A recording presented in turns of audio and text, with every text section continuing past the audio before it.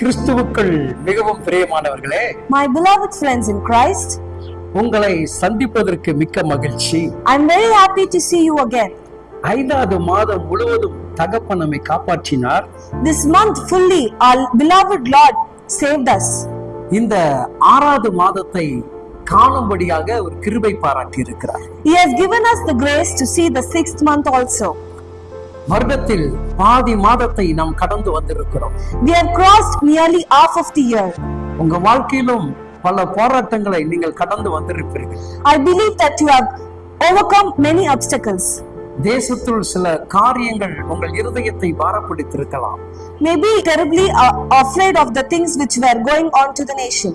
குடும்ப சூழ்நிலைகள் உங்கள் வாழ்க்கையை தடுமாற செய்திருக்கலாம். Maybe your family situation made you stumble you. பிள்ளைகளுடைய படிப்பின் காரியத்தை குறித்து மிகுந்த கலக்கம் அடைந்திருக்கலாம். Maybe you are worried about your children's studies. ஆனாலும் தேவ பிள்ளைகளே, but my dear God's children, இந்த சூழ்நிலையெல்லாம் மாற்றி கொடுக்கிறவர் ஒரு தந்தை உண்டு. there is a Lord who is changing all your situations. அவரிடத்தில் நாம் வரும் பொழுது, when we come to him, நம்முடைய சூழ்நிலைகள் அனைத்தையும் மாற்றி கொடுக்கிறவராக இருக்கிறார். he will change all our situations. இந்த மாதத்தில் தேவன் நம்மோடு கூட பேச விரும்புகிறார். This month the Lord is willing to speak to us. ஒவ்வொரு தேவ பிள்ளைகளும் அவருடைய பிள்ளையாக இருக்க வேண்டும் என்று விரும்புகிறார். The Lord wishes that every children of God should be his children. நமக்கு நம்பிக்கை கொடுக்கக்கூடிய அளவுக்கு அவருடைய ஆவின் வல்லமையினால் நம்மை நிரப்புகிறார். He is the Lord who gives us faith and filling us with his love. என் மகன் மகள் தனிமை என்று உணர்ந்து விடக் கூடாது என்று சொல்லி, our Lord is willing that my children, my son or daughter should not feel lonely. அவர்களுக்கு நான் துணையாக இருக்கும்படியாக he is there beside us. பரிசுத்த ஆவியினால் அவர்களுக்கு உதவி செய்து சொல்லுகிறார். He tells us that he will help us with the Holy Spirit. இன்றைக்கு தேவன் அந்த பலனை தான் நமக்கு கட்டளையிட போகிறார். Today the Lord is giving you that strength only. நீங்கள் நிச்சயமாக அந்த பலனை பெற்றிருப்பீர்கள் என்று சொன்னால், for sure if you have received that strength, உங்கள் மேல் அந்த ஆவி ஊற்றப்பட்டிருக்கும் என்று சொன்னால், if that spirit is poured upon you, நீங்கள் மிகவும் கனத்துக்குரிய மகனாக மகளாக காணப்படுவீர்கள். you will be honored by the Lord. ரோமர் 8ஆம் அதிகாரம் 14வது வேத வசனங்கள் இவ்விதமாக சொல்கிறது. Romans chapter 8 verse 14 says, மேலும் எவர்கள் தேவனுடைய ஆவியினாலே நடத்தப்படுகிறார்கள் அவர்கள் தேவனுடைய புத்திரராய் இருக்கிறார்கள். for those who are led by the Spirit of God are the children of God. இன்றைக்கு நீங்கள் தேவனுடைய ஆவியினால் நடத்தப்பட வேண்டும். Today you should be led by the Holy Spirit. எதற்கு தேவ ஆவியினவர் நமக்கு துணையாக இருக்கிறார்? why the Holy Spirit is with us? இந்த உலகத்துள்ள மனிதர்கள் இந்த பரிசுத்த ஆவியை உணர முடியாது. because the worldly people cannot taste the Holy Spirit. இந்த உலகத்திற்காக அவர் இந்த ஆவியை கொடுக்கவில்லை. he did not give that spirit for the world. தனக்கென்று தெரிந்து கொள்ளப்பட்ட தன் பிள்ளைகளுக்காக இந்த ஆவின் வல்லமையை கொடுத்திருக்கிறார். but he has given the spirit to his chosen children. சற்று நீங்கள் சிந்தித்து பார்க்க வேண்டும் சகோதர சகோதரிகளே. you should just think of that, my dear brothers and sisters. நம் தாய் தகப்பனோடு நாம் கடந்து போகும் பொழுது, when we go with our father and mother, நமக்கு ஒரு தன்னம்பிக்கை வருகிறது. we have a strong faith. எனக்கு எப்போது என் அப்பா அம்மா கூட இருக்கிறார்கள் என்ற நம்பிக்கை வருகிறது. we think that always our mother and father is beside us. அதுபோலதான் தேவ ஆவியினவர் நம்மோடு கூட இருக்கிறார் என்ற நம்பிக்கை உங்களுக்கு வர வேண்டும்.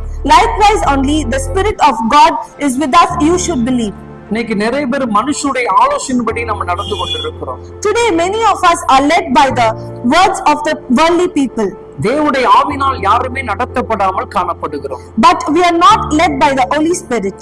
எப்படி இந்த தேவ ஆவியானவர் நம்மை நடத்துவார் என்பதை நாம் அறிந்து கொள்ள வேண்டும். We should just think how the Holy Spirit will lead us.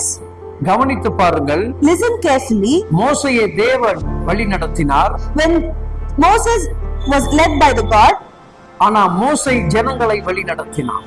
but Moses led the people. இந்த ஆவியுடைய அன்பை நீங்கள் உணர வேண்டும். You should just enjoy the love of the Holy Spirit.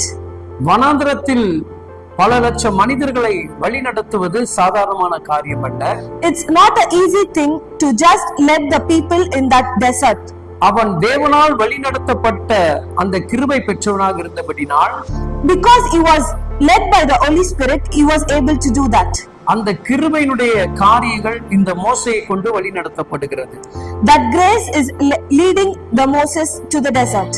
அப்பொழுது நீங்களும் நானும் இந்த தேவ ஆவியினால் நடத்தப்பட்டிருப்பீர்கள் என்று சொன்னால், if we are led by the Holy Spirit, உங்கள் குடும்பத்தை உங்களால் சரியாக நடத்த முடியும்.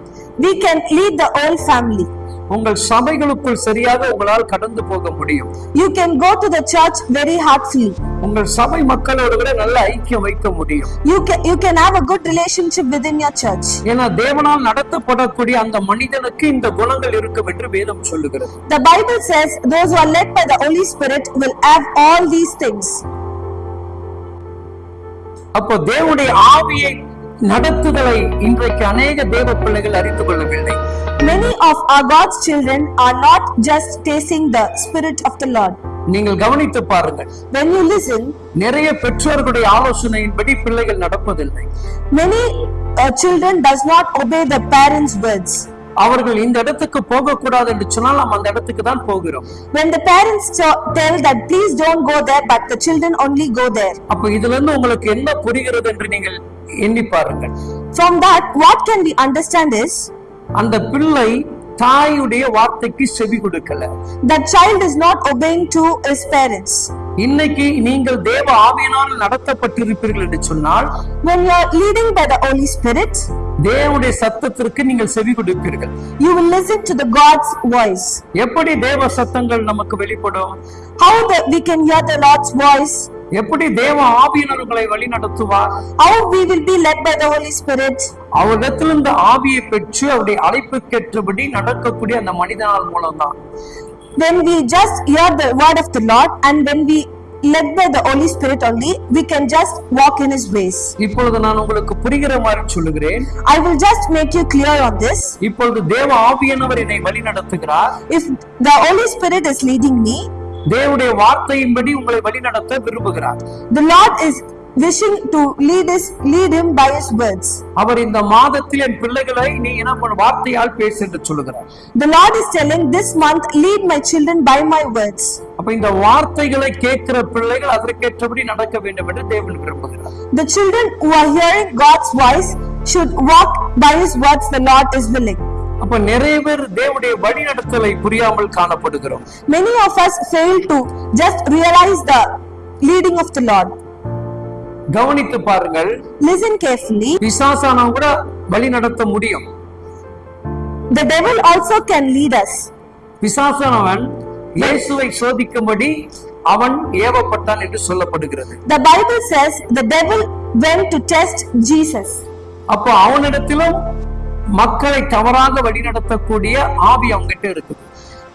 The devil is also having the spirit to lead the children wrongly.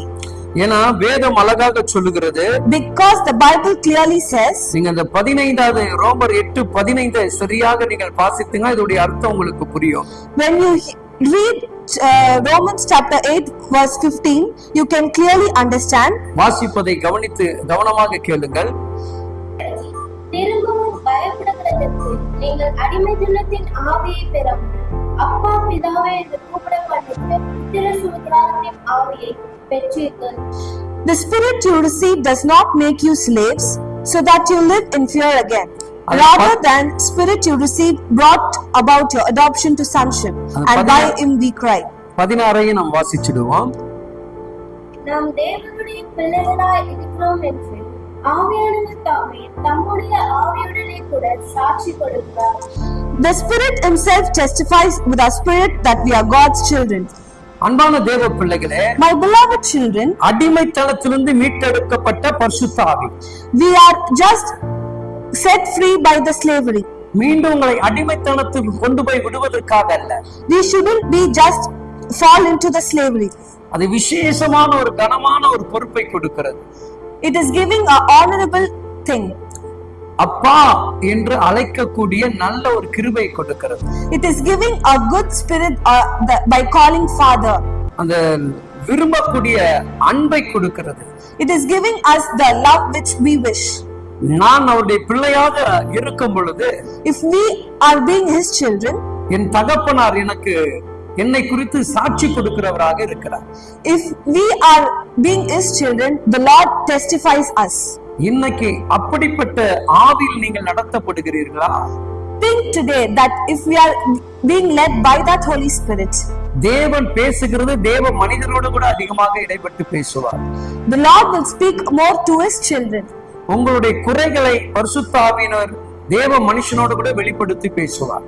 He will just clearly advise us of our faults through His Holy Spirit. அதை விட்டுவிட்டு அந்த வார்த்தை கேட்டபடி நீங்கள் நடக்க ஆரம்பித்து விட்டீர்கள் என்று சொன்னால், If we leave all our weakness and if we are led by the God's word, தேவன் உங்களை குறித்து சாட்சி சொல்வார். He will give us testimony about us. பிதா The Lord Father, குமாரனை குறித்து சாட்சி சொன்னார். He gave testimony about His Son Jesus. குமாரன் பிதாவுடைய சித்தத்தின்படி நிறைவேற்றி நடந்தார். Jesus did His will of His Father. அப்ப தேவ பிள்ளைகளாக நீங்கள், So we God's children, திருச்சபை ஊழியரோடு கூட இணைந்து we should just be united with the church. ஊழியர் மூலமாக தேவன் சொல்லக்கூடிய வார்த்தை கேட்டு நீங்கள் கீழ்ப்படிந்து நடப்பீர்கள் என்று சொன்னால், If we are united with our church pastors and led by the God's word, அவர் உங்களை சாட்சியாக வைப்பார். He will keep you as a big testimony. இந்த 6வது மாதத்திற்காக நான் ஜெபிக்க போகிறேன். For this 6th month, I am going to pray for you. இந்த ஆவியான நடத்தல் சத்தத்தை நீங்கள் கவனமாக கேட்பீர்கள் என்று சொன்னால், If you are going to hear the Holy Spirit's voice carefully, இந்த ஜெபத்திற்கு தேவன் எனக்கு ஜெயம் கொடுப்பார் என்கிற நம்பிக்கை உனக்கு வரும் என்று சொன்னால், if you believe that truly God is going to give me victory, இப்பொழுது சுகத்தை பெறப் போகிறாய். you are going to get His divine healing. இப்பொழுதே இயேசு சுவாமி செய்ய போகிறார். Right now, the Lord is going to do that. இப்பொழுதே அற்புதம் நடக்க போகிறது. Right now, the greatest thing is going to happen. இப்பொழுதே இயேசு விடுதலை கொடுக்க கடந்து வந்திருக்கிறார். Right now, the Lord is going to deliver you. தேவனுடைய தெய்வீக வல்லமை உன்னை நிரப்புகிறது. The Lord's mighty power is filling you right now. 5 மாத பட்ட பாடுகள் உன்னை விட்டு நீங்குகிறது.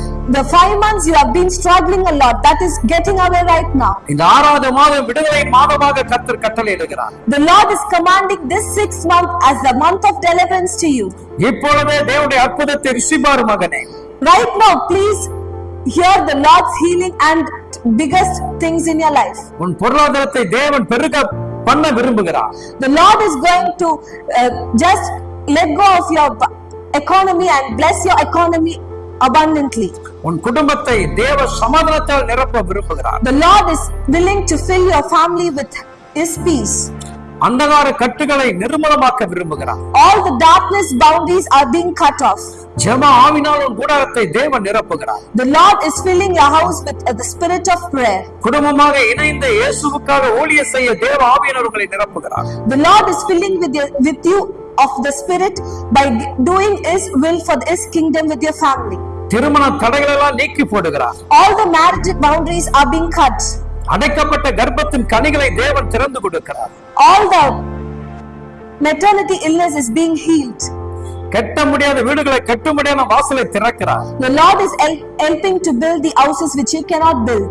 கடனிலிருந்து உன் வாழ்க்கையை விடுவிக்க தேவனுடைய வல்லமை உன்னை நிரப்பிக் கொண்டிருக்கிறது. The Lord is setting you free of your debt. இந்த 6வது மாதம் நிறைவாக உன்னை தேவன் ஆசீர்வதிக்க விரும்புகிறார். This month the Lord is going to bless you abundantly. சகலத்தில் நீ ஆசீர்வதிக்கப்பட்டிருப்பாய். You will be blessed in all the ways you do. சகலமும் புதிதாக்கப்பட்டிருக்கும். All the things will be made new. தேவ ஆவியானவர் உன்னை நடத்துவார் என்று சொன்னார். If the Spirit of the Lord is leading you, அவருடைய பிள்ளைகள் வெட்கப்படுவதில்லை. you will not be ashamed of anything. தேவன் உங்களை நடத்தட்டும். May the Lord lead you. நீங்கள் அவருடைய பிள்ளைகளாகவே இருங்கள். You be His children alone. எல்லா ஆசீர்வாதத்தையும் நீங்கள் சுதந்திரித்துக் கொள்ளுங்கள். You will feel all His blessings in your life. Amen. Amen. ஆமென். ஆண்டவர் அப்படியே இந்த மாசம் உங்களை நடத்துவாராக. May the Lord bless you like that itself this month. God bless you. God bless you.